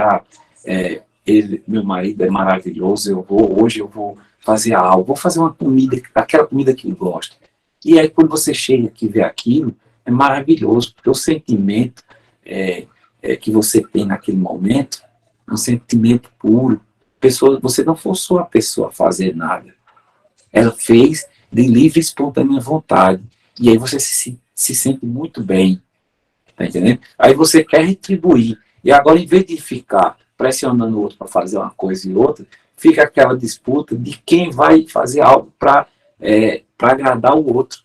E é algo maravilhoso. Isso é muito bom de viver isso, né? Esse exemplo é basicamente o que Deus quer. Muitas vezes a gente vai para a igreja porque vai com medo de ir para o inferno. Deus ele não quer isso, Ele quer que você procure Ele de livre e espontânea vontade. Ele é aquele pai que não quer forçar o filho a amá-lo. Ele quer que o filho ame sem precisar ser forçado. Alguém diz assim, eu me desviei, eu saí dos caminhos do Senhor, e aí a minha vida foi destruída, foi castigo de Deus. Não foi castigo de Deus. Foi consequência dos seus pecados. Mesmo você lá no desmantelo, Deus estava te protegendo. Deus ele não deixa, ele não abandona seus filhos. Então, isso tira esse estigma da sua mente. Deus ele não vai fazer isso. Ele não é o diabo que quer destruir você, né, lhe punir. Agora, o diabo ele pune, né, e principalmente aqueles que trabalham para ele, vocês vão ver aquilo, esse exemplo nos porcos, na manada de porcos, né? Os demônios disseram, não deixa a gente voltar, não. A gente entra na manada de porcos, porque a gente tinha uma missão e a missão fracassou. O Senhor jogou aí basicamente terra no angu. E aí, voltar para lá, a gente vai sofrer uma prensa danada, né? Então, Deus ele quer que você seja voluntário a amá-lo. Ele quer ser aquele pai que, quando chega, né, em casa, o seu filho vai espontaneamente, ele abraça, ele beija, e diz que ama. Ele não quer que você vá dizer que ama a ele sem você querer dizer, né? Ele não quer isso, né? Nenhum pai quer isso, né? Então, nós devemos entender que esse processo, ele basicamente é mais pautado para nós do que para aquela outra pessoa que foi. E aquela pessoa vai ser influenciada, né, com as tuas atitudes e com as tuas mudanças, né? Eu sempre digo para as minhas ovelhinhas, né, carinhosamente, eu não sou pastor, né? Não sou pastor, mas elas me chamam meu pastor do deserto, e eu fico muito, muito lisonjeado, né? Mas eu não sou pastor, não vou me intitular pastor, que eu seria, basicamente, não seria honesto. Mas aí ela diz, meu pastor, os seus conselhos nos traz uma clareza, né? Da forma que o Senhor fala, basicamente, era aquilo que a gente deveria ter feito e não fez. E por isso que passou por isso. Então, quando eu falo, olha, veja bem, em vez de você questionar seu marido ou dizer que ele é isso e aquilo, procure tomar uma atitude diferente. Pense nos princípios de Cristo, nos ensinamentos de Jesus e faça a pergunta, se fosse Jesus no meu lugar, o que ele faria? Quando você faz essa pergunta, a resposta é automática. Você não passa muito tempo. Quando os discípulos perguntaram a Jesus, o que deve ser feito a respeito disso e daquilo? Jesus disse, olha, todavia, vocês ensinam que devem amar aqueles que vos amam. Eu, porém, vos digo, amai aqueles que te ofendem, aqueles que têm te ofendido. Perdoai aqueles que têm te ofendido e amai aqueles que te ofendem. Então, veja que Jesus ele contraria. Lá na frente, Pedro diz, Jesus, e quantas vezes nós devemos perdoar? Jesus faz uma analogia em um cálculo matemático, 70 vezes 7. Mas ele não queria dizer assim que era a soma de 70 vezes 7 ou a multiplicação dos números. Não, ele disse assim, quantas vezes fosse necessário, você tem que perdoar. Por quê? O amor, basicamente, mostra que você é uma pessoa que está acima de qualquer ação, de qualquer falta de respeito. Você é um ser humano que está ali para fazer o bem, que está ali para motivar uma mudança, não para criar um atrito, um inimizado, né? Ele trouxe esses exemplos, essas vivências, né? Então, sempre que eu aconselho alguém, eu digo, olha, quando você tiver dúvida em alguma coisa, se pergunte. No momento, se fosse Jesus, qual seria a resposta dele, né? E aí a gente tem alguns exemplos, não toco assim muito nos exemplos particulares das pessoas, até por questão de ética, mas há muitos exemplos que basicamente vão me ajudar quando eu terminar minha faculdade, e eu agradeço muito a Deus, porque à frente de uma turma, né, inclusive Deus me colocou como líder da turma, eu vejo que hoje, não querendo menosprezar ninguém, mas eu estou um passo acima, porque eu já tenho essa experiência com o sofrimento. Eu já passei também, além de ter passado por essa situação, por esse sofrimento, eu vivenciei muitas situações das demandas dos meus irmãos que vêm até mim. Então, quando alguém fala em questão de relacionamento, de casal e de filhos, principalmente, basicamente é como se fosse um cálculo matemático que já tem o resultado, já vem na minha mente, eu já sei o que é para fazer. Por quê? Porque eu já venho vivenciando isso, né? Alguns filhos de algumas irmãs, por anos, a única presença masculina que eles viram dentro da sua casa fui eu, conversando em grupo, assim, numa reunião como essa, e olhando o menino ali quebrando um copo, derrubando a comida, né? E às vezes, algumas vezes, o menino indo mal na escola, justamente na área na área do desenvolvimento, né? Onde está formando o neurodesenvolvimento da criança na escola. Quando há essa ruptura do casal, a criança é a principal afetada, né? A criança ela precisa do apoio dos dois para haver um equilíbrio, tá entendendo? Quando ela está acostumada habitualmente com o pai e a mãe, aquele ambiente agradável, e de repente o ambiente começa a deteriorar e se separa, a criança automaticamente, lá na escola, ela começa a dar trabalho, ela começa a ter, se ela não for desobediente lá, ou não estiver fazendo coisa errada, ela começa a perder rendimento no aprendizado. Por quê? Porque há um bloqueio psicológico na criança. Ela não sabe como lidar com aquilo. Os adultos não sabem, imagina as crianças.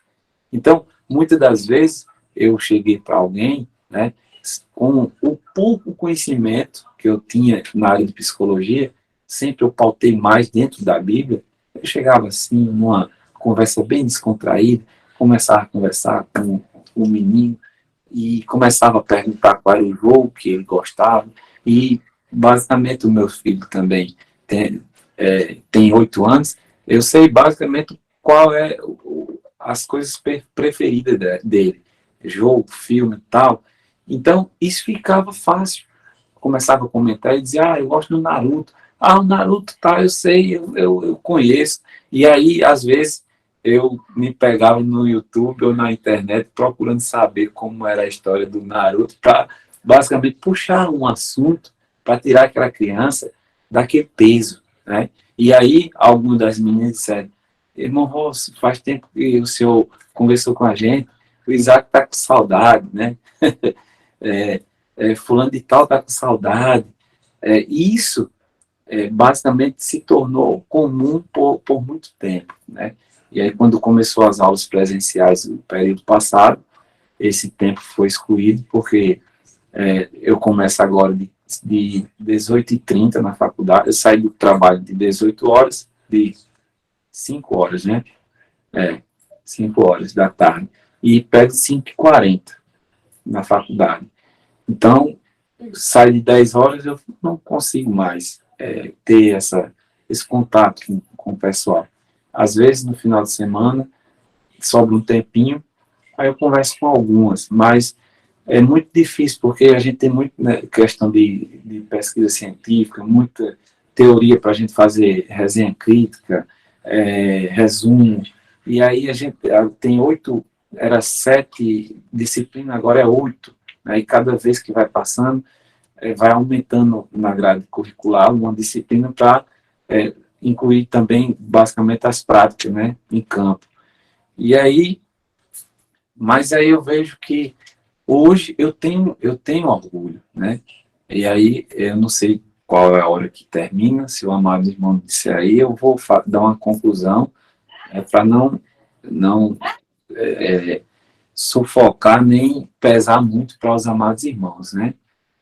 A gente sempre faz uma live em torno de 1 hora, né? Então nós estamos dentro desse tempo, né? Já é 23, então a gente está já com esse tempo, irmão, se já quiser iniciar a sua conclusão, fica à vontade. Certo. Então, veja bem, hoje, eu para concluir, eu sou um cara que eu tenho uma felicidade, basicamente já disse à minha esposa, se eu morrer hoje, né, que a gente não morre, a gente faz é uma passagem, eu já estaria feliz. Por quê? Porque eu basicamente me coloco no lugar daquele homem de Deus, Ananias, Zacarias, se eu não me engano, Ananias, disse assim, o Senhor pode me levar, meus olhos viram o Filho de Deus. Hoje, o meu sentimento é esse, né? Embora que eu queira viver mais, mas hoje, se o Senhor me levar, eu já vou embora feliz, agradecido. Por quê? A minha família é uma família muito humilde e as pessoas que compõem toda a minha família, tia, tio, pai, avô, avó, mãe, né? Todos esses, só tem uma tia minha que foi formada em artes, é professora de artes. E eu nunca que imaginava na minha vida que um dia eu seria psicólogo. Isso era um sonho que ele estava muito distante, né? Quando eu vim morar aqui em Campina Grande, foi um momento muito difícil e a minha mãe trabalhava numa casa de família para sustentar 3 filhos adolescentes, né? Adolescente não, criança entrando na fase da adolescência. E aí, o que era que eu fazia para ajudar? Eu ia catar latinha. E aí, naquela época, eu tinha vergonha, né? Porque eu não tinha vergonha de catar latinha, eu tinha vergonha quando eu encontrava os amigos da escola. Porque ali começava aquelas piadinhas tendenciosas e aquilo me feria. Mas hoje, eu sinto orgulho, porque eu não entrei pelo caminho fácil. Aquilo me deu uma estrutura. E aí, o máximo que eu pensava era fazer um curso de mecânico e colocar uma oficina, ou, de repente, trabalhando em empresa, pegar o dinheiro da rescisão e colocar um mercadinho, né? Era o meu sonho máximo. Mas eu nunca imaginava que um dia seria um psicólogo, né, de carreira, e esse sonho, basicamente, ele estava muito distante. Mas aí hoje, cada dia que passa se aproxima. E aí eu vejo que realmente as profissões que eu passei até hoje, eu não me identifiquei. E isso não foi que eu escolhi a psicologia. Basicamente foi o Senhor e a psicologia que me escolheu. Eu entrei num cenário de estar no meio do olho do furacão. E aí é interessante que quando eu saio do meio do olho do furacão, as coisas ficam muito fáceis. E você entende que os processos as dificuldades, os problemas, eles não vêm para destruir você. Você automaticamente pensa que está destruindo ou veio para destruir. Mas existem 2 situações, e essas situações dependem de você, da sua escolha. Uma é para te fortalecer, né, para te trazer experiência e te trazer imunidade. Outra situação que acontecer, você já tem experiência, né? Você não cai dentro de um buraco 2 vezes. Da próxima vez você passa e contorna o buraco ou vai para o outro caminho. E a segunda vez, a segunda opção é o quê? Os problemas, quando você se vitimiza, veste essa roupagem de vítima, automaticamente você mesmo vai se degradando. Porque eu não tenho sorte, Deus não se esqueceu de mim, tudo dá errado. Então, você se nega a sair da situação. Você, basicamente, estabiliza no chão. O exército, a guerra, o confronto, ele basicamente, mesmo que tenha perca, o pilotão continua está sendo abatido soldado por soldado, mas eles continuam, porque eles têm a ideia de que o outro que vem atrás, eles vão fazer o recolhimento daqueles que estão feridos. Então não pode parar, porque se o inimigo tomar espaço, basicamente todos morrem. Então nós estamos numa batalha, nossa batalha espiritual, a gente tem que continuar. Aconteceu um problema, você foi atingido, se levante e continue mesmo atingido. Só é possível vitória se você continuar. Né? Não, mas eu não tenho força. Se você não tem condições de andar, se arraste. Por muitas vezes eu me arrastei. Né? Por muitas vezes eu pensava que eu não ia sair daquela situação. E quando eu comecei a caminhar certo, a entender o processo, as coisas agora começaram a ficar fáceis. Não que eu encontrei o segredo, a fórmula mágica, não. Depende muito mais de nós do que do próprio Deus. Deus, ele só faz as coisas que você não pode fazer. Aquilo que você pode fazer, pode ter certeza que ele não vai fazer. O homem tem tem a mania de dizer assim, não aconteceu porque Deus não quis. Não é isso. Deus, ele te deu livre-arbítrio. E aquelas coisas que estão acessível a você, ele não vai fazer. O ditado diz assim, Deus, ele dá a vara e o anzol e você tem que ir buscar o peixe. Ele não dá o peixe. Eu discordo. Eu já digo assim, Deus, ele nem dá a vara, nem dá o anzol e nem dá o peixe. Deus, ele criou o mar, o açude, o rio, o peixe, a vara e o anzol. Então, ele já criou. Vá lá, pesque, procure conseguir o anzol e a vara e crie a habilidade de buscar o peixe. A gente está habituado a um modelo que Deus, ele tem que agir como um passe de mágica. Toda vez que a gente quer alguma coisa que é difícil, Deus, ele estala o dedo e acontece. Não. As coisas que precisam ser feitas por você, você tem que ir atrás. Você tem que ir atrás. Ele não vai fazer uma coisa que é para você fazer, né? Aí é sacrifício de tolo, né? Aquele versículo que a Bíblia traz, né? A fé sem obras, ela é morta. Você tem fé em Deus e Deus tem poder. Mas se você não tiver a atitude que é a obra, não vai acontecer. Está morta, né? Quero agradecer a todos e que Deus abençoe a todos, né? E tenham fé. E vou pontuar isso. Sempre que for orar, ore em uma causa específica. Você tem muitas coisas para orar e pedir a Deus. Ore, tire um dia da semana para orar por uma coisa. Deus, ele gosta de precisão. Você tem que ser organizado. Quando você se organiza, você começa a colocar na sua vida. Se você coloca um objeto na sua casa fora do lugar e você não conserta, você daqui a pouco coloca outro e a sua casa está uma bagunça. Quando você organiza, de um por um, você vê que há um equilíbrio, há um prazer de estar naquele ambiente organizado. Deus, ele gosta de organização. Ore, você está orando por algo específico, ore por algo específico. Diga ele o que você quer, diga detalhe, diga a cor, diga o ano, diga o modelo, diga os metros, o que você especifique. Você tem tempo para isso. Deus tem todo o tempo do mundo. Não faça uma oração pedindo pela restauração, pedindo para Deus abrir uma porta de emprego, pedindo para Deus mandar condições para ajeitar a casa. Não faça isso. Você está bagunçando. Né? Deus, ele não gosta disso. Ore pela casa um dia, ore pelo casamento no outro dia, ore pelo emprego no outro dia. Cada dia você vai botando uma coisa. Ou então termine essa oração. Senhor, agora eu vou entrar em outra questão. Eu vou pedir, era para mim agradecer mais, não vou pedir novamente. Vou pedir outra coisa. Então, quando você especifica, você está sendo uma pessoa controlada, uma pessoa educada, uma pessoa que tem equilíbrio. Isso você vai passar a colocar na sua vida. E as coisas vão melhorar. Aqueles que foram embora, eles voltam. Eles são atraídos. Lembra? Deuteronômio. as bênçãos do Senhor começam a lhe acompanhar.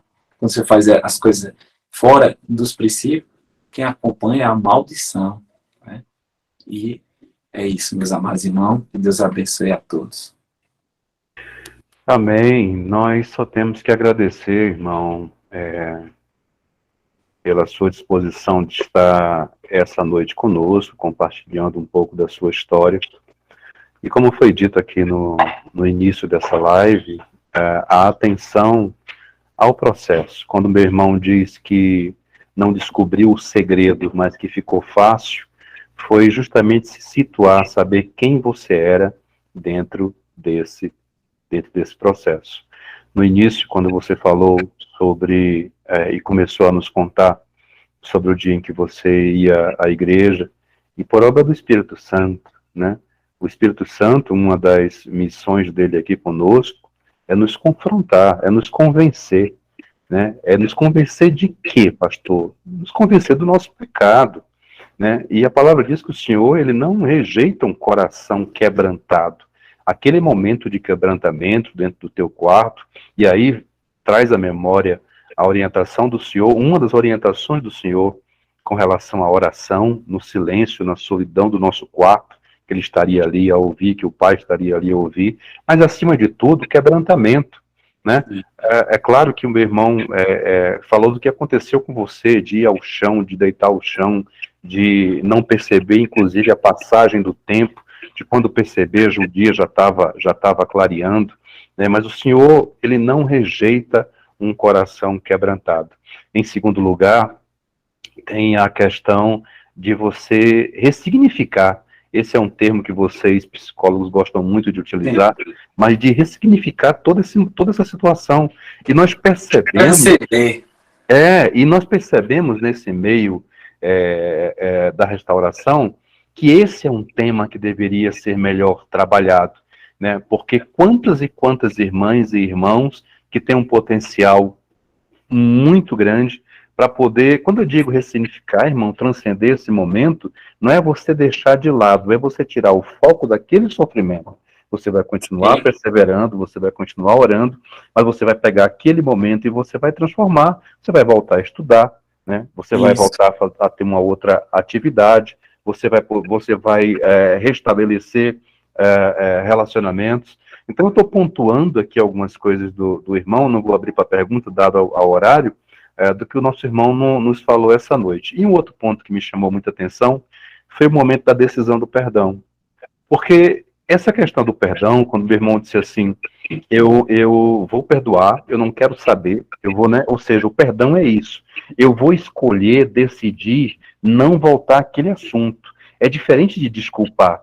As pessoas chegam conosco e dizem assim, pastor, eu chego com a minha esposa, pastora, eu não consigo perdoar, eu já perdoei, mas a primeira discussão, aquilo vem à tona, ou aquilo é sempre utilizado como um objeto de ferir o outro, e há uma diferença muito grande entre você desculpar e você perdoar. Você perdoar é você fazer a promessa de que aquela situação, de que aquele momento, de que aquilo que te feriu vai ficar ali, que ele não vai mais voltar e fazer parte do teu dia a dia, que você não vai utilizar isso para ferir o outro, que você não vai fazer uso dessa situação até para se ferir. Porque a falta de perdão, quem mais é ferido, não é aquele a quem você perdoa, é você mesmo. Isso. É você mesmo que você não libera o perdão. Então, eu estou pontuando aqui algumas situações do testemunho do nosso irmão, que foi se quebrantar diante do Senhor, que foi fazer a oração, e muito cuidado com a oração, né? Porque a Bíblia realmente não diz que o rei se arrependeu, mas a teologia diz que ele teria se arrependido. Mas nós temos um outro exemplo, e aí vem muito da situação que o nosso irmão nos colocou, que foi o pedido de Paulo ao Senhor, para que o Senhor o curasse do espinho na carne. Então é preciso também entender que o não de Deus é para o nosso benefício. Sim. Paulo teve essa grandeza espiritual de perceber que o não do Senhor, quando o Senhor diz, Paulo, Paulo, a minha graça te basta, era para o benefício dele, para que ele não se tornasse soberbo. Por isso que o nosso irmão diz assim, cuidado com o que você pede, muito cuidado com o que você pede. E não só o nosso irmão falou essa noite, mas o próprio Senhor Jesus disse que por vezes nós não sabemos pedir, que nós pedimos mal. Então vamos estar atentos a isso. E atenção a isso, queridos, dentro dessa perspectiva de restauração, ela transcende às vezes as necessidades materiais.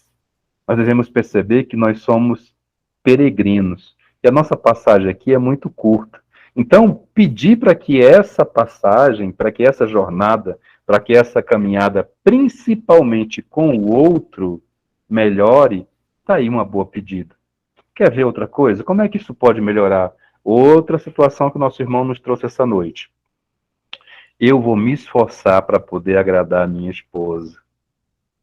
Ou seja, a minha felicidade não está em ela me agradar.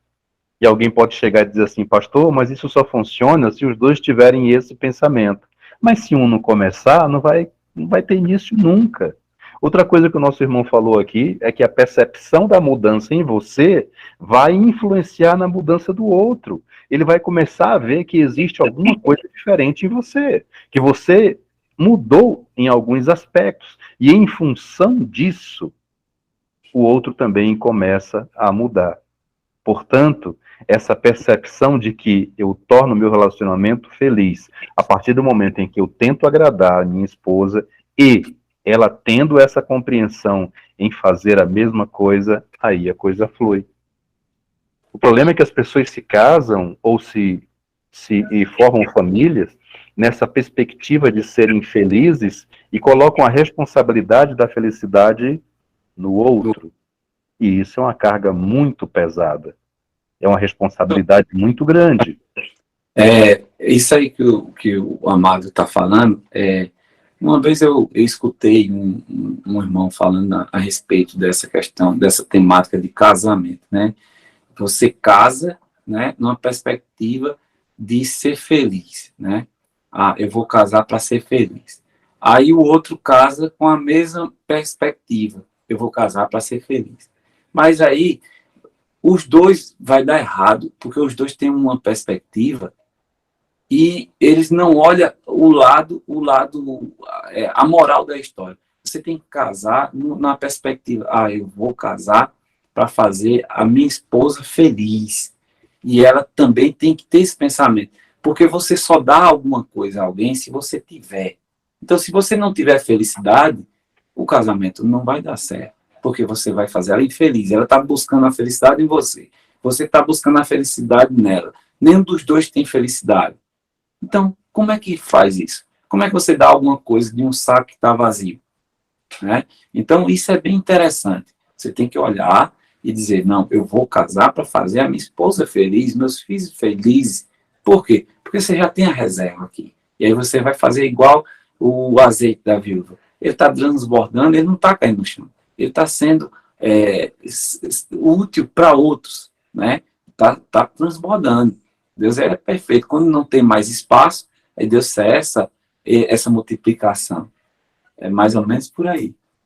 Outro aspecto também do testemunho do nosso irmão dessa noite, e eu quero aproveitar e fazer uma associação do que é o Beatitudes, porque as pessoas acham que Beatitudes é um canal, são os grupos, como nós temos grupo de WhatsApp, temos canal do YouTube, então tem uma série de atividades, e as pessoas acham que essa comunidade é de restauração de relacionamento. Não. Nós trabalhamos a restauração integral. E por que eu estou querendo fazer esse gancho? Porque o nosso irmão falou da reorganização no aspecto financeiro. E nós identificamos que esse aspecto financeiro, ele, às vezes, ele é um dos fatores que mais complicam e acabam resultando em separações. Então, quando a gente fala de restauração, queridos, é uma restauração integral. A primária, qual é a primária? Qual é a primeira que você tem que atentar? É você e Deus. Antes de qualquer coisa, antes de você pensar, inclusive, no seu cônjuge, é você e Deus. Então, a restauração primária na sua vida é entre você e Deus. E por vezes você acha que o fato de você estar indo a uma igreja, você não requer ser restaurado no teu relacionamento com o Senhor. E foi justamente o que aconteceu com o nosso irmão. E o Senhor vai, pela ação do seu Espírito Santo, e dá ali uma, como diz lá no Nordeste, dá uma lapada nele, e diz assim, não, hoje você vai ficar aqui, hoje você vai me ouvir. Como um pai faz. Um pai faz isso. Hoje você vai me ouvir. Olha, as coisas não são assim como você está pensando. Ela teve a responsabilidade dela, mas olha o que foi que você fez também. Não, senhor, fez, você fez.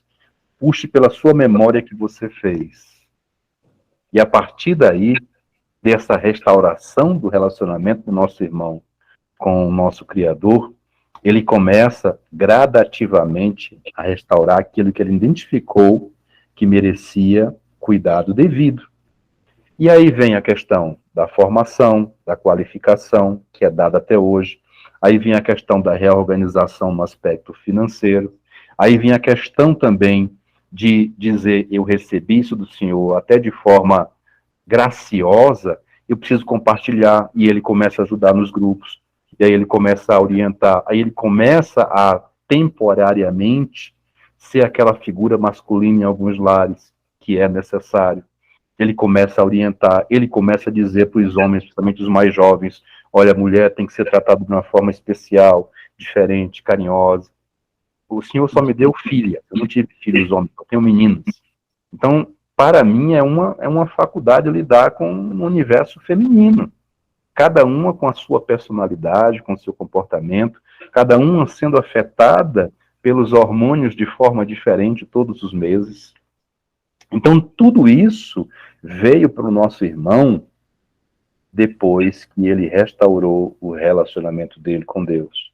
Por isso que nós sempre dizemos aqui no Beatitudes, a restauração, ela precisa ser integral. Se você focar só na tua restauração do teu relacionamento, o teu cônjuge, aquele que saiu, ele pode até voltar, mas ele vai sair de novo. Porque a base... E aconteceu comigo, né? O alicerce... ela voltou, e aí passamos alguns anos bem, e depois ela saiu novamente, né? Então, aconteceu comigo. E nós conhecemos inúmeras histórias assim, irmão, diversas histórias assim, mas quando você tira o foco e põe no Senhor, né, e começa a partir dos ditames do Senhor, aí você constrói algo em cima de um alicerce bastante sólido, né? Então, esse é o meu curto comentário a respeito do depoimento do nosso irmão hoje, né, da sua disposição em estar conosco essa noite, de trazer o seu testemunho, diga-se de passagem, que nos enriqueceu bastante, muito, em todos os aspectos, né, porque não abordou só o aspecto da restauração de um relacionamento, mas principalmente esse reencontro com Deus, né, que te deu clareza, que te tirou as escamas dos olhos. Como eu disse no início, é fácil olhar para o outro, mas olhar diante do espelho não é tão fácil assim. Mas o Espírito Santo, ele nos propõe isso todos os dias. Todos os dias o Espírito Santo nos propõe para que a gente possa olhar para dentro de nós. Esse olhar para dentro de nós vai fazer com que a gente se situe dentro desse processo. Pastor, esse processo vai acabar? Não, mas eu vou conseguir passar por esse processo, por esse deserto, sem meus pés arderem e sem carregar alguns pesos que eu carrego hoje. Se eu começar a entender e me reconhecer dentro desse processo, esse deserto não vai ser tão pesado para mim. O tempo dele, só o Senhor sabe. O Senhor é soberano, mas ele é gracioso, ele é misericordioso. E como nosso irmão disse aqui, ele ama os seus filhos. E ele não quer o nosso mal. Como diz a palavra de Deus, os pensamentos dele para conosco são bons, são agradáveis, são os melhores. Mas ele é um pai bom. Ele não é um pai negligente. Ele não é um pai que vai te dizer sim a todo momento. Ele é um pai que por vezes vai te dizer não, mas o não dele traz um ensinamento e um propósito. E é preciso que a gente esteja atento a isso para que esse deserto não se prolongue. Demais, agradeço ao meu irmão muito por estar conosco essa noite, né, pela disposição em trazer o seu testemunho. Espero que a gente possa se reencontrar outras vezes, foi uma satisfação conhecê-lo. Espero poder voltar à sua cidade, né, a retomada agora das conferências. Espero poder voltar e participar de novo da Conferência Cristã. Nós falamos aqui de Brasília. Aos demais que estiveram conosco também até esse momento, meu muito obrigado. Espero que o testemunho do nosso irmão possa te edificar e algum ponto do que ele nos trouxe hoje possa ficar aí na tábuazinha do seu coração a essa noite, para que você possa refletir e dizer: Senhor, me ajuda, Senhor, tem essa conversa comigo essa noite. Senhor, meu coração está apertado, igual estava do meu irmão naquele dia, né? E eu tive a graça de não passar pelo que ele passou, porque eu ouvi o testemunho dele hoje, e eu quero ter essa conversa contigo, Santo Deus. Eu quero ter esse encontro com o Senhor esta noite. Fala comigo, Senhor. Me ajuda, tira a escama dos meus olhos. Então, que o testemunho do nosso irmão possa, de alguma maneira, ter contribuído para a sua jornada. Essa é a nossa missão. É fazer com que a sua jornada possa ter uma direção e apontar no caminho certo, que é o caminho do Senhor. O irmão trouxe um alerta também a respeito de muitos aconselhamentos, de muitos canais. Algumas pessoas, inclusive, usam esse tema como forma de amealhar recursos, dinheiro. Nós do Beatitude não temos nenhuma finalidade econômica. Nós também não fazemos, a única instituição com quem nós fazemos parceria são os DBEs, nosso irmão Walter.